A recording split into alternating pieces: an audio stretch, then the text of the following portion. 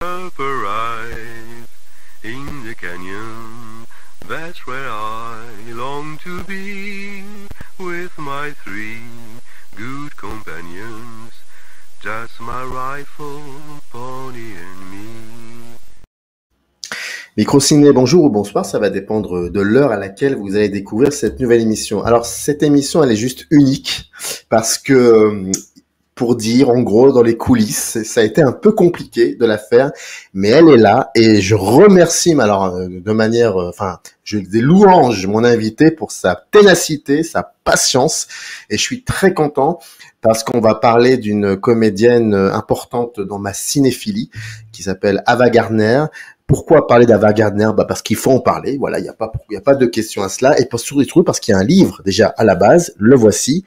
Alors, pardonnez-moi. Voilà, Ava Gardner. Exactement.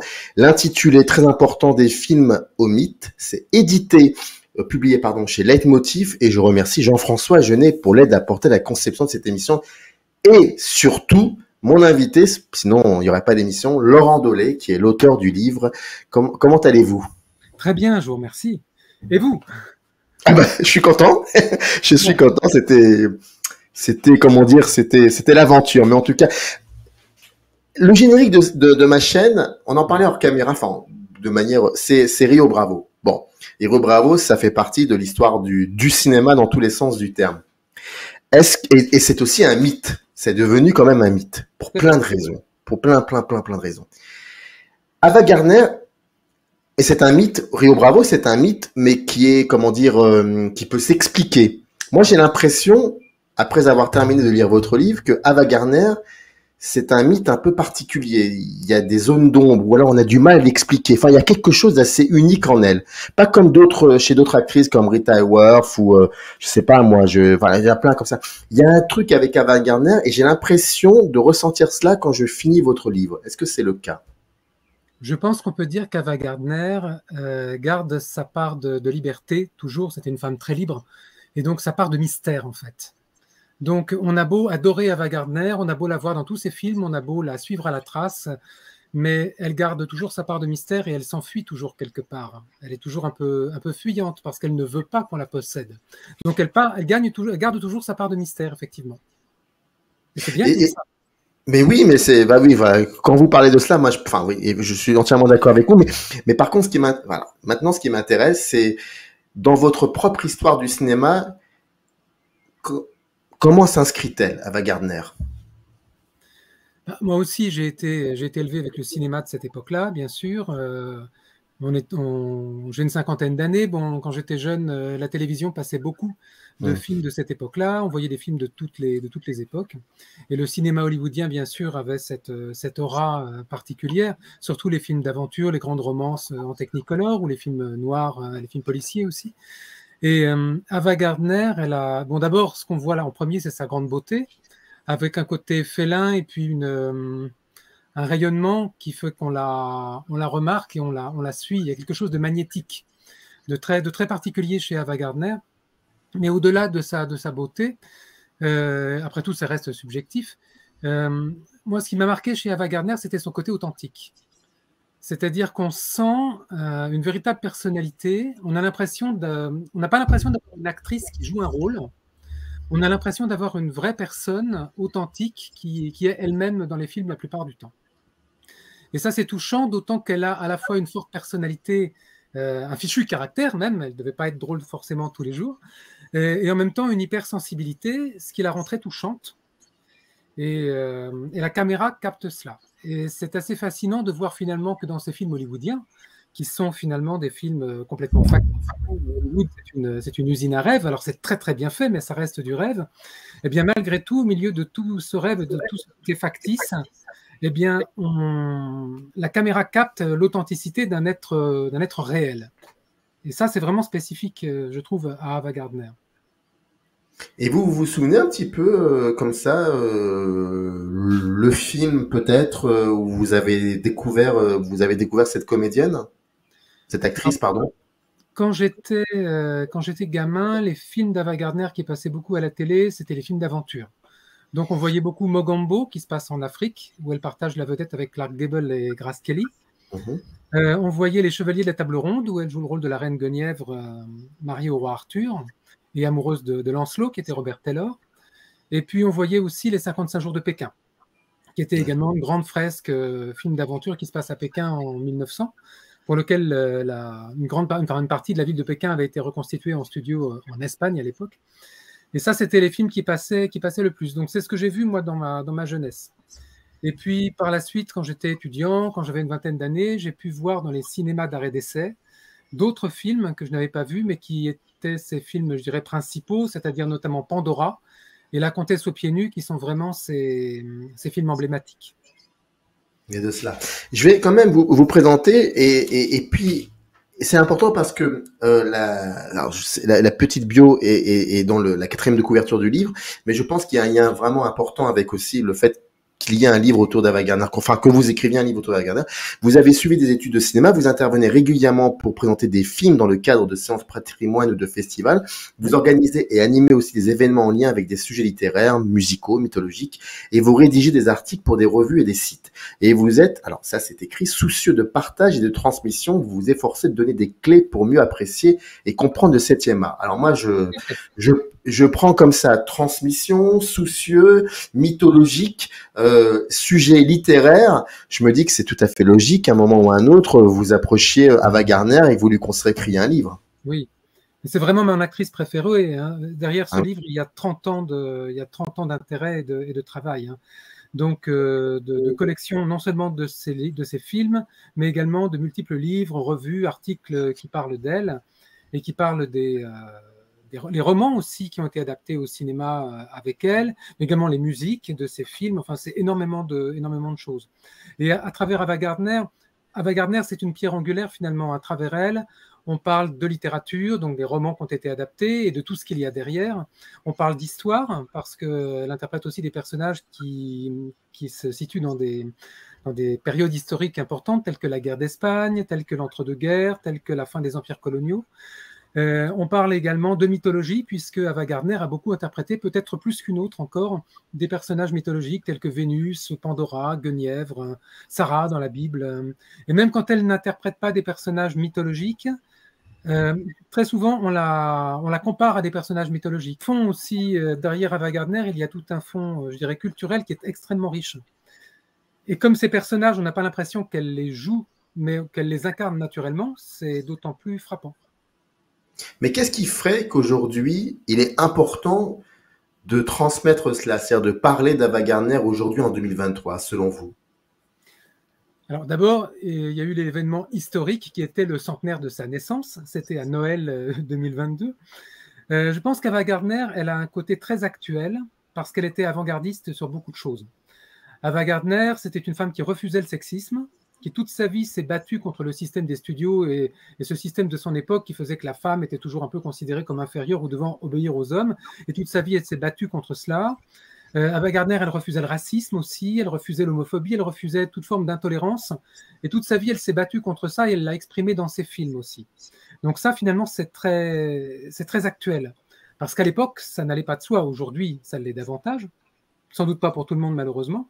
Mais donc, elle a un côté très actuel. Et de toute façon, même quand on la voit dans les films, comme on n'a pas l'impression qu'elle joue un rôle, mais qu'on a l'impression qu'elle l'incarne très naturellement, c'est toujours un jeu, sauf peut-être dans les tout premiers films où elle est un petit peu plus empruntée.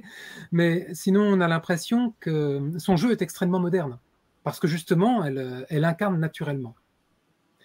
Mais ce qui lui était peut-être plus facile aussi parce qu'on lui confiait des rôles finalement qui correspondaient à sa personnalité. C'est-à-dire, au lieu d'essayer de le faire rentrer dans des rôles qui ne lui convenaient pas, on créait pour elle des rôles qui correspondaient à sa personnalité.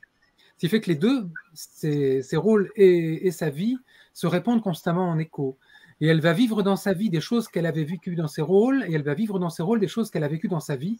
D'accord. Et cela aussi, c'est fascinant. Et donc tout cela, c'est très moderne, ça reste très actuel.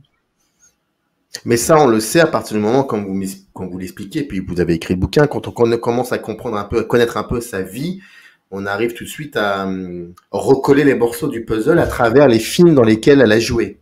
Tout à fait. Tout à fait. Et justement, je regrettais qu'il y a déjà eu des livres sur Ava Gardner, bien sûr, il y a un certain temps, mais il y en a déjà eu. Mais en général, la plupart des livres se contentent de parler de sa vie privée et d'insister sur ses mariages, sur ses amants, sur ses frasques. Alors tout ça, ça fait partie de sa vie, bien sûr. Mais pour comprendre Ava Gardner, on ne peut pas s'arrêter là. Et en général, les livres passent très superficiellement sur sa carrière et sur ses rôles, ne parlent que de ses rôles principaux et très rapidement, alors qu'on ne peut comprendre Ava Gardner qu'en faisant constamment le parallèle entre sa vie et ses rôles, puisque l'un et l'autre se nourrissent mutuellement et s'inspirent l'un de l'autre. À son corps défendant la plupart du temps, hein, parce que ce n'est pas voulu de sa part, mais c'est une réalité que la caméra capte. D'ailleurs, quand on parlera du jeu d'acteur, je parlerai de Mogombo. Enfin, bref, on va mettre ça de côté. Moi, j'aimerais bien savoir comment on fait lorsqu'on est très sensible à une actrice comme Ava Gardner depuis très longtemps, c'est-à-dire depuis la cinéphilie, donc depuis votre cinéphilie. Comment on fait pour écrire un livre, donc autour de cela, mais en mettant de côté le trop-plein de subjectivité. Parce que dans le livre, bon, c'est un peu compliqué, mais en même temps, il y a des moments où, enfin, on sent que, effectivement, comme si vous comment dire, comme s'il y avait cette force importante de combattre, pardon, ce trop-plein de subjectivité, parce qu'il faut que le livre soit beaucoup plus universel. Et moi, c'est ce que j'ai beaucoup aimé dans le livre, c'est cette espèce de dualité. Et c'est pour ça que je vous pose la question: est-ce que ça a été facile ou ça a été un peu compliqué? Disons que j'ai suivi une organisation qui est logique, en prenant les choses dans l'ordre chronologique et en parlant d'abord de choses factuelles, comment les films se sont faits, à partir de quels romans, par exemple, ils ont été adaptés, qu'est-ce qui s'est produit, je dirais, historiquement, pourquoi elle a été approchée pour tel film, donc des aspects factuels. Et après avoir parlé des choses factuelles, je rentrais dans les choses plus subjectives et dans les choses, on va dire, plus émotionnelles, effectivement, mais en commençant par des choses plus neutres, effectivement plus factuelles. Oui. Plus factuelles. Est-ce que vous pouvez nous expliquer un petit peu d'où vient Ava Gardner? Déjà pour contextualiser sa vie, d'où elle vient, sa personne, et surtout parce que dès le début vous expliquez d'où elle vient, et puis on comprend un peu aussi le fait qu'elle était un peu comment dire, anachronique dans cette société, et qu'aujourd'hui on la comprendrait beaucoup mieux. Enfin, sans doute. Mais en même temps, la société d'aujourd'hui, elle est comme elle est parce que des personnes comme elle l'ont fait évoluer aussi. Alors disons qu'Ava Gardner, au départ, c'est une jeune fille d'une famille extrêmement modeste qui vit dans une ferme au milieu des champs de tabac en Caroline du Nord. Donc elle est née, c'est une famille de métayers, elle est née dans cette famille de gens modestes, elle court pieds nus dans les champs, elle s'amuse avec ses amis. Dès le départ, alors que dans les États du Sud, il y a quand même beaucoup de racisme, elle ne l'est pas du tout. Elle joue aussi bien avec les enfants qui sont blancs, qui sont noirs, elle s'en fiche complètement. Et elle est assez garçon manqué. Et puis petit à petit, bon, il y a la fameuse crise de 29. Ses parents perdent leur ferme, elle doit aller à la ville. Et là, elle se rend compte qu'elle est pauvre.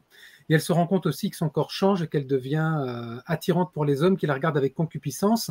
Et donc, elle met un peu de côté cette forte personnalité de garçon manqué pour devenir plus réservée. Mais derrière la réserve, il y a cette forte personnalité qui est là, et elle garde toujours cette liberté qu'elle avait dès le départ. Et puis elle ne se destine pas du tout au cinéma, elle pense devenir secrétaire sténodactylo. Et puis sa sœur est partie vivre à New York, elle vit en couple avec un photographe qui prend Ava en photo, qui met la photo dans la vitrine, et un type de la MGM, du studio Metro-Goldwyn-Mayer, qui passe par là, remarque la photo, et c'est comme ça que tout va commencer. Elle va faire un bout d'essai, et à Hollywood, au studio MGM, on dit, bof, elle ne sait pas parler parce qu'elle a un accent à couper au couteau, un accent du Sud. Elle ne sait pas marcher, elle ne sait rien faire, mais elle est extraordinaire. Elle rayonne de naturel. Envoyez la marchandise et la voilà arrivée toute jeune à Los Angeles avec sa sœur qui lui sert de chaperon parce qu'on n'allait pas la laisser partir toute seule dans ce monde extrêmement dangereux. Et la voilà qui commence au cinéma. Et elle va ainsi commencer par faire des figurations et beaucoup de photos de pin-up.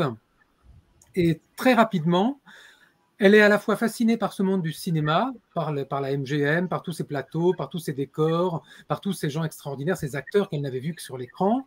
Mais en même temps, assez rapidement, elle a une vision très, très rebelle et très, très personnelle. Et notamment, elle dit que finalement, les acteurs sont adulés à l'extérieur, mais que à l'intérieur des studios, on les traite un peu comme de la marchandise. Et elle a d'ailleurs cette phrase qui revient assez régulièrement. Elle trouve que la seule chose qui différencie les acteurs des décors ou des costumes, c'est que eux ont le droit de sortir dans la rue le soir pour rentrer chez eux.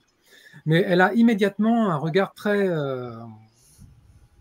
détaché sur tout ce monde hollywoodien, et elle ne se prend jamais au sérieux. Et d'ailleurs, de toute sa vie, même étant considérée comme l'une des plus belles femmes du monde, et on a même parfois dit la plus belle femme du monde, même étant adulée par des milliers de fans, elle restera très humble, et elle dira toujours « Oh, mais vous savez, moi, je ne suis qu'une fille de ferme. » Alors, ça fait aussi partie de sa vie, ce manque de... Comment dire, d'abord, il y a un manque de confiance en elle, sans doute, qui tient à ses origines modestes, et au fait que trop souvent, en tout cas au début de sa carrière, on lui a fait jouer les jolies filles sans chercher forcément à lui faire comprendre quel rôle elle devait interpréter. Et puis, toujours cette distance, énormément de distance. Ce qui la rend attachante aussi, parce qu'elle n'a pas la grosse tête. Jamais. Est-ce que j'ai répondu à la question? Ah, mais très bien, mais comment vous pouvez expliquer le fait qu'il s'est passé que des réalisateurs, de grands réalisateurs, aient voulu la faire jouer dans leurs films? Alors, je crois qu'elle a eu de la chance quand même au départ, parce que assez rapidement, elle a été draguée par Mickey Rooney, qui était une grande star à l'époque. Et comme elle ne voulait pas céder à ses avances, il a fallu qu'il l'épouse pour pouvoir la mettre dans son lit. Et à partir de là, les caméras, les projecteurs ont été un petit peu tournés vers elle. Bon, le mariage n'a pas duré longtemps parce que lui, il était très, très immature et ils ne se sont pas très bien entendus. Donc, elle a divorcé rapidement. Après, elle s'est remariée avec un célèbre chef d'orchestre et saxophoniste qui était Artie Shaw. Ça n'a pas très bien marché non plus. Lui, il était plutôt du genre pervers narcissique, on va dire. Bon, après, donc quand même, les projecteurs se sont braqués sur elle parce qu'elle a épousé des hommes célèbres. Je pense que ça a aidé quand même dès le départ. Et puis, son physique et son naturel ont beaucoup aidé aussi. Et donc, elle a été repérée pour cela. On l'a mise dans quelques films, dont Les Tueurs de Robert Siodmak, qui a très bien marché, qui a été le film policier qui l'a lancé avec Burt Lancaster. Et là, elle a crevé l'écran. C'est un film qui a eu à la fois un succès critique et un succès public. Elle était vraiment une de ces sirènes en robe fourreau noir qui fredonne une chanson fatale accoudée à un piano. Et là, elle a crevé l'écran. Et à partir de là, beaucoup de réalisateurs se sont dit qu'elle pouvait incarner des personnages, parce qu'elle avait à la fois cette beauté, à la fois cette aura, et en même temps quelque chose d'extraordinaire, mais en même temps de naturel, qu'on ne retrouve pas chez tout le monde. Et vous pourriez définir plus spécifiquement son jeu, si on devait, par exemple, si on prend la Comtesse aux pieds nus ou Mogambo ou alors même enfin pas le premier film que vous avez évoqué, mais est-ce qu'elle avait un style, un jeu qui lui était propre? Ou Pandora, par exemple, ou dans Pandora. En fait, je dirais que le jeu d'Ava Gardner, c'est qu'elle se met naturellement comment dire, elle ne cherche pas à créer un personnage, elle se met en situation, comme si elle était elle-même le personnage.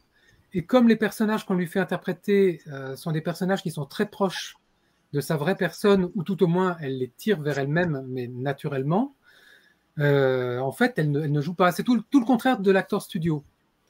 Elle se met simplement en condition et puis elle est elle-même.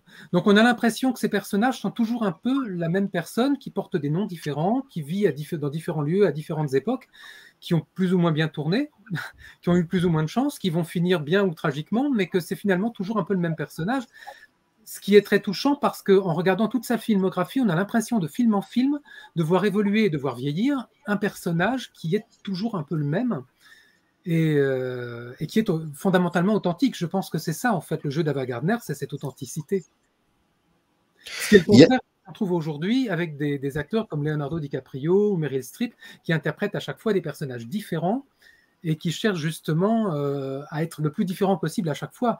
Elle, c'est un personnage. C'est pour ça que c'est une star, une actrice peut-être plus qu'une comédienne. Elle incarne. Et je pense que c'est ça, en fait, ce qui la définit. Il y a quelque chose de très très bizarre avec, par exemple, dans Mogambo, elle se retrouve au beau milieu. Enfin, il y a Clark Gable à côté qui qui incarne un Hollywood entre parenthèses vieillissant, on va dire ça comme ça. Et puis il y a Grace Kelly qui peut-être, et je crois, est un peu plus jeune que Ava Gardner. Oui. Enfin, c'est différent et le film est réalisé par Ford. Moi, à chaque fois que je vois le film, j'ai toujours la sensation que, de par son jeu, Ava Gardner est toujours en avance sur les autres. Mais oui, parce qu'effectivement, les autres ont un jeu un petit peu plus compassé, un petit peu plus. En fait, ils jouent. Et elle est. Je crois que c'est pour ça. Et comme elle est, forcément, elle est moderne parce qu'elle elle cherche pas à jouer. Je crois que tout est là. Alors après, parfois dans certains rôles, elle peut être un peu moins à l'aise. Notamment, je crois qu'elle n'était pas très à l'aise à jouer Guenièvre dans Les Chevaliers de la Table Ronde parce que c'est le Moyen-Âge et puis les costumes étaient un peu plus guindés. Mais en même temps, ça correspond à son rôle de reine, justement, qui n'est pas très à l'aise non plus dans son environnement, dans le film. Mais je crois que la plupart du temps, effectivement, ce qu'il a défini, c'est qu'elle incarne, elle est simplement le personnage. Et ça, c'est rare. Mais quand on la voit, par exemple, chez Mankiewicz avec La Comtesse aux pieds nus, enfin, c'est quand même un texte très exigeant, très rigoureux, c'est au millimètre près. Là, on sent quand même en elle aussi une certaine rigueur dans son rapport au jeu. Tout à fait. Mais je pense que c'est une rigueur dans le fait de faire ce qu'on lui dit, c'est-à-dire de se mettre à tel endroit pour recevoir la lumière de telle manière et de dire les textes qu'on lui a appris. Mais en même temps, quand elle dit les textes, elle n'est pas autre chose qu'elle-même.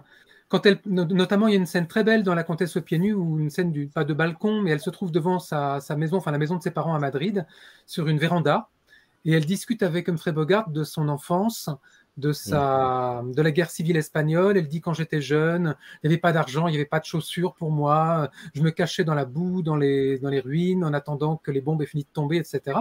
Et en fait, elle n'a pas connu la guerre civile espagnole, elle n'a pas connu les bombes, mais elle a connu la pauvreté dans sa campagne. Et en fait, elle se met à la place du personnage et elle parle du personnage comme si elle l'avait vécu. Donc effectivement, il y a quand même cette rigueur de connaître son texte, d'être là au bon endroit, de se tenir comme on lui a dit, mais en même temps, quand elle parle du personnage, elle en parle comme si elle parlait de sa vraie vie. En fait, elle se met complètement en situation. Certains réalisateurs ont parlé d'ailleurs d'un côté un peu, d'un jeu un peu enfantin, mais sans le dire de façon péjorative. Qu'elle se mettait comme un enfant qui croit en fait comme un enfant qui joue et qui croit ce qu'il joue. En fait, qui croit que le tronc d'arbre c'est un dragon et que le tas de pierre c'est un château. L'enfant le croit naturellement. Et elle, quand elle joue, on a l'impression elle croit ce qu'elle dit. Donc ça n'est pas le travail d'une actrice qui construirait un rôle d'une façon intellectuelle. Là, pour elle, ça n'est pas intellectualisé, c'est complètement, comment dire, c'est, je cherche le mot, c'est, il va me revenir. C'est ce que vous dites, enfin, c'est une incarnation, elle incarne. Oui, elle incarne complètement, oui. Mais est-ce qu'elle fait partie de cette lignée d'acteurs et d'actrices, même s'ils sont plus anciens qu'elle? Par exemple, je pense à un gars comme Errol Flynn, par exemple, qui en avait cette impression qu'il jouait parce que, comment dire, enfin, pour lui, c'était vraiment un jeu, pour le coup, alors que c'est un immense acteur. Est-ce qu'elle est dans cette lignée-là? Je pense que pour elle, c'était moins un jeu. Parce que, effectivement, Errol Flynn, c'est un aventurier. Oui. Il a vécu des tas de choses dans sa vie. Donc, quand il Avant d'être comédien, oui, effectivement. Oui. Et quand il joue des rôles de corsaire, de pirate, de Robin des Bois, etc., on voit bien qu'il s'amuse quelque part. Il s'amuse énormément à jouer cela. Je ne pense pas qu'Ava Gardner s'amuse en fait à jouer ces rôles. Elle s'amuse pas, simplement, elle est le personnage, mais sans s'amuser, elle rentre dedans, tout simplement. Si on commence à s'attarder sur ces rôles les plus marquants, est-ce que ça dit un peu une évolution de la société hollywoodienne? Oui, je pense que de toute façon, sa carrière montre l'évolution de la société, enfin du cinéma hollywoodien, parce que Mm. à la fin des années 50, les grands studios sont en décrépitude, et elle-même d'ailleurs va quitter la MGM. Son contrat s'arrête à la fin des années 50. D'un côté, elle est contente de retrouver sa liberté, mais d'un autre côté, elle est très anxieuse de trouver des rôles et de pouvoir continuer à vivre de son métier. Mais effectivement, on va avoir des personnages qui peut-être correspondront moins à des archétypes voulus par les studios. D'autant que Ava Gardner n'était pas tant que ça à sa place à la MGM, parce que la MGM voulait vraiment faire des films tout public qui parlent à la famille. Or, Ava Gardner, par son côté sulfureux, de femme un peu dangereuse, la MGM ne savait pas toujours très bien quoi en faire, donc elle a été souvent prêtée à d'autres studios qui lui proposaient des rôles qui lui convenaient mieux, parce que la MGM était parfois un petit peu embêtée pour savoir quel rôle lui donner. Mais effectivement, ces personnages évoluent, mais parfois le public ne suit pas très bien. Je pense à ce film qui n'est pas très connu, dont vous voyez l'affiche derrière moi, j'ai fait un petit décor, qui est L'Ange pourpre. Mhm. Et L'Ange pourpre, c'est un film très, très, très méconnu. D'ailleurs, on ne le trouve même pas en France, ni en DVD, ni en Blu-ray. C'est un film qui est en noir et blanc, qui se voulait dans le style du néo-réalisme italien, et où elle joue le rôle d'une prostituée qui est amoureuse d'un prêtre défroqué joué par Dirk Bogarde pendant la guerre civile espagnole. Et là aussi, il y a une volonté de la part de Nunnally Johnson, qui est le réalisateur, de proposer un film qui ne soit pas manichéen, et où il montre l'humanité en souffrance pendant une guerre civile, mais ni le camp des républicains, ni le camp des franquistes ne sont les bons ou les méchants. Ni les croyants ni les non-croyants ne sont les bons ni les méchants, ils montrent simplement l'humanité souffrante. Et on voit effectivement petit à petit un cinéma qui cherche à s'éloigner des critères et des archétypes du cinéma hollywoodien. Mais le public, lui, ne suit pas toujours, parce qu'il est désarçonné par ces films-là. Donc ce n'est pas facile. De la même manière, le film qu'elle a tourné, qui s'appelle Le Dernier Rivage, un film sur la fin du monde, qui se passe en Australie, avec Gregory Peck, c'est un film aussi qui est très moderne, qui cherche à mettre en avant le risque de la guerre nucléaire et d'une fin possible, d'une fin du monde possible. Et elle est très réaliste, et elle est une femme un peu vieillissante, qui lui ressemble beaucoup, qui a eu beaucoup d'amants, mais qui est seule, qui se dit qu'elle a gâché sa vie, et qui est très émouvante pour cela. Et là, on sort du film hollywoodien des années 50. On va vers quelque chose de beaucoup plus réaliste. Et donc oui, on voit petit à petit dans la carrière d'Ava Gardner, d'abord des films avec des personnages vraiment qui sont des archétypes hollywoodiens, et petit à petit cette évolution vers autre chose. Alors vous dites dans le livre que les années 50, effectivement, pour elle, c'est une période importante, mais il y a l'après. Et l'après est aussi important, si j'ai bien compris, en tout cas ce qu'il y a dans le livre. Comment vous pouvez l'expliquer, ça, ce qui se passe après les années 50, après qu'elle soit plus chez la MGM? Les années 60, c'est aussi la fin du système hollywoodien, enfin, comment on le connaît. Et comment elle arrive comme ça à continuer à se faire une place, et comment vous pouvez expliquer peut-être qu'avec le recul, l'après les années 50, finalement, c'est une période qu'il faudrait peut-être réhabiliter, c'est une période intéressante. Oui, en fait, les années 50 sont intéressantes parce que elle est magnifiée par les studios. Donc c'est le Technicolor, elle est magnifique, mais ça reste un cinéma assez théâtral. Alors qu'à partir de la fin des années 50 et les années 60 et suivants, on est dans un cinéma qui se veut plus réaliste, et où on va insister davantage sur les fêlures des personnages, ce qui lui correspond bien parce que justement elle commence à être un peu vieillissante, donc elle a vécu, elle a été une femme très libre, mais avec tous les inconvénients, donc elle n'est pas mariée, elle n'a pas d'enfant, elle l'assume, et ça se voit dans les films. Et c'est intéressant d'avoir cette nouvelle partie de sa carrière où elle est plus faillible. Quelque part, la déesse sur son piédestal est vacillante. Et c'est ce côté vacillant qui est touchant et qui est plus réaliste. Est-ce qu'il y aurait comme... Pardonnez-moi, excusez-moi, je vous en prie. Non, je vous en prie, allez-y. Non, je voulais dire, chaque époque est intéressante. Il y a la période MGM, la période années 50, avec les films de studio qui sont magnifiés. Et puis après, on a la période plus réaliste. C'est une évolution des choses. Est-ce qu'il y aurait comme ça certains films après les années 50 qui peut-être, selon vous, mériteraient d'être revus, d'être réhabilités? Peut-être 2 ou 3 films? Alors, oui, je pense que cette période-là, bon, L'Ange pourpre, j'en parle, même si c'est pas un chef-d'œuvre, mais c'est un film qui vaut parce que ces 2 acteurs principaux sont vraiment crèvent l'écran, sont très touchants. Les 55 jours de Pékin, bon, ça on en parle toujours énormément. Elle est très touchante. On a encore une fois pas l'impression qu'elle joue. La Nuit de l'Iguane, mais qui reste encore un film qu'on voit beaucoup, un film de John Huston d'après Tennessee Williams. Ensuite, on voit de temps en temps Meyerling. Mais elle joue le rôle de Sissi vieillissante, mais c'est un film film en costume. Elle n'a que 5 apparitions. Un film qui serait très intéressant à revoir. C'est sans doute son dernier grand film. C'est un film qu'on voit très rarement, qui s'appelle La Ballade de Tamlin, ou qui a également un autre nom qui est The Devil's Widow, La Veuve du Diable. C'est le seul film réalisé par Roddy McDowall, qui était surtout un acteur, qui était un des grands acteurs, un des grands amis d'Ava Gardner, ainsi que d'Elizabeth Taylor, avec qui il avait beaucoup tourné. Et c'est un film qui se passe en Angleterre, à Londres et en Écosse, à la toute fin des années 60, au moment de l'époque psychédélique. Et c'est un film qui est inspiré d'une légende écossaise, selon lequel la reine des fées garde un jeune homme auprès d'elle dont elle est amoureuse dans son monde de féerie, qui est un monde complètement mythologique.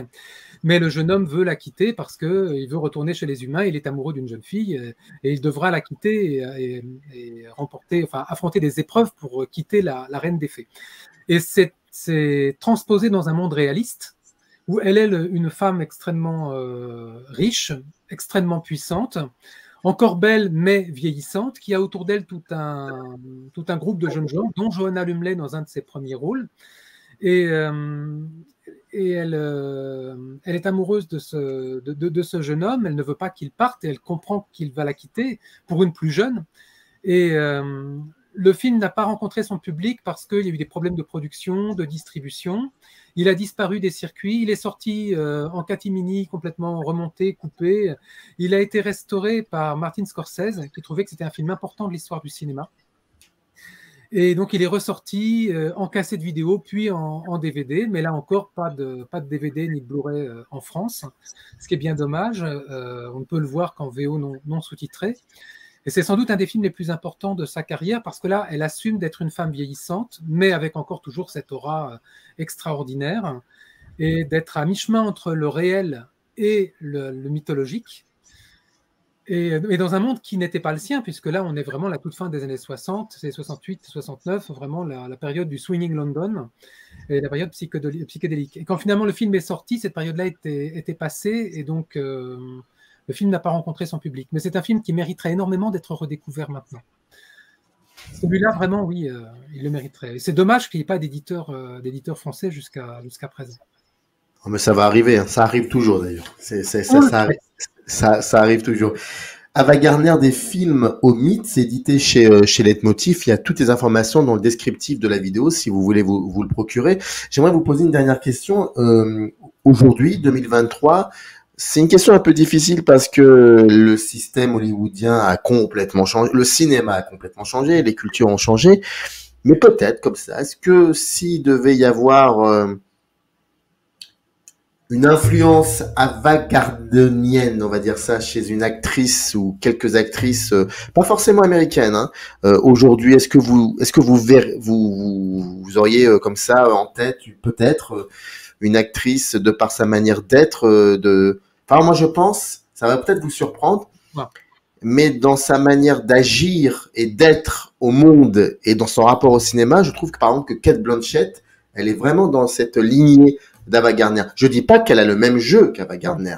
Encore que de temps en temps, je trouve qu'elle a une incarnation qui est assez passe. Mais c'est son rapport au cinéma via le monde. Je trouve que là, par rapport à, il y a de cela. Enfin, je sais pas. Qu'est-ce que vous en pensez? Oui, alors, j'ai pas d'idée d'une actrice vraiment précise qui pourrait être Ava Gardnerienne parce que Ava Gardner est vraiment un cas unique. Après, effectivement, Cate Blanchett fait partie de ces actrices actuelles qui ont encore une aura hollywoodienne, une aura extraordinaire de stars, et elles ne sont pas si nombreuses. Et je dirais que oui, Cate Blanchett, c'est une bonne idée parce qu'effectivement, elle aussi, elle a cette capacité à incarner. Et c'est vrai que quand Cate Blanchett a joué dans The Aviator de Martin Scorsese, elle a joué non pas le personnage d'Ava Gardner, mais le personnage de Katharine Hepburn. J'aurais préféré qu'elle joue Ava Gardner parce qu'elle aurait pu effectivement lui donner beaucoup plus de profondeur. Alors que Scorsese a pris pour faire Ava Gardner Kate Beckinsale, qui est très jolie, qui est une bonne actrice, qui est très belle, mais elle était, à mon avis, elle était trop fade pour jouer Ava Gardner, qui a vraiment ce tempérament qui pète le feu et qui crève l'écran. Elle était trop fade. Alors qu'effectivement, Cate Blanchett, elle n'aurait pas eu le même physique, mais elle aurait eu plus facilement la même personnalité, en tout cas une personnalité plus riche, plus approfondie. Effectivement. Ava Gardner, des films au mythe, c'est édité chez Leitmotiv et Laurent Dolez était venu pour nous en parler. Comme je dis très très souvent, on a discuté de 0,0001% de ce qu'il y a dans le livre, donc il faut être curieux ou curieuse. Procurez-vous le livre, pardon. Tout est dans le descriptif de la vidéo. Merci beaucoup en tout cas Laurent d'avoir été patient et d'avoir été parmi nous pour en parler. C'était un plaisir. Merci à vous. Merci à vous. À bientôt. À très vite. Générique. In the canyon, that's where I long to be, with my 3 good companions.